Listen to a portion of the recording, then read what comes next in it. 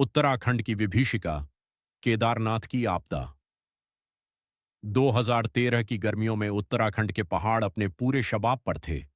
हर साल की तरह इस साल भी तीर्थयात्रियों और पर्यटकों की भीड़ केदारनाथ और बद्रीनाथ जैसे पवित्र स्थलों की ओर उमड़ पड़ी थी। लेकिन इस साल कुछ अलग था, कुछ ऐसा जो कभी नहीं होना चाहिए था। जून के मध्य में मानसून की दस्तक के साथ ही उत्तराखंड के कई इलाकों में बारिश शुरू हो गई। नदियों का जलस्तर बढ़ने लगा और पहाड़ों की तलहटी में रहने वाले लोगों को अपने घरों से दूर जाने की चेतावनी दी गई।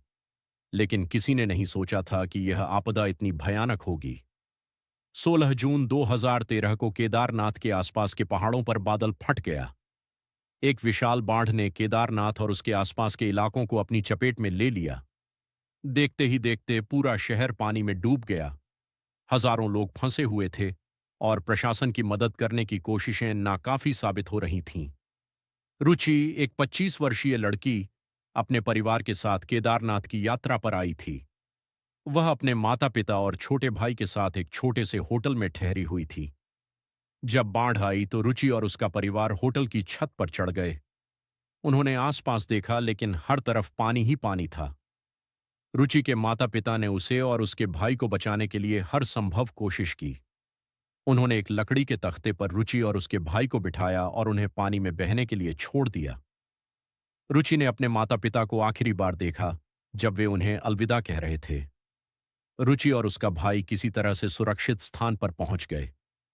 लेकिन जब उन्होंने अपने माता पिता को ढूंढने की कोशिश की तो वे कहीं नहीं मिले।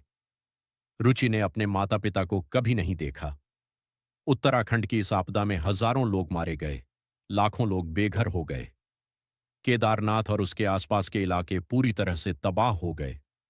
यह आपदा उत्तराखंड के इतिहास में एक काला अध्याय बन गई। लेकिन इस आपदा ने उत्तराखंड के लोगों की असली ताकत को भी दिखाया। आपदा के बाद लोगों ने एकजुट होकर राहत और बचाव कार्य में मदद की। सेना, एनडीआरएफ और स्थानीय प्रशासन ने मिलकर फंसे हुए लोगों को बचाया और उन्हें सुरक्षित स्थानों पर पहुंचाया। आज भी उत्तराखंड के लोग उस आपदा को नहीं भूल पाए हैं, लेकिन उन्होंने उससे सीखा है और अपने शहरों और गांवों को फिर से बनाने की कोशिश कर रहे हैं। रुचि जैसे लोगों ने अपने जीवन को फिर से बनाने की कोशिश की है और वे दूसरों की मदद करने के लिए हमेशा तैयार रहते हैं। उत्तराखंड की यह आपदा एक सबक है कि प्रकृति की शक्ति के सामने हमें हमेशा तैयार रहना चाहिए। लेकिन यह भी एक प्रेरणा है कि मुश्किल समय में हमें एकजुट होकर सामना करना चाहिए और दूसरों की मदद करनी चाहिए।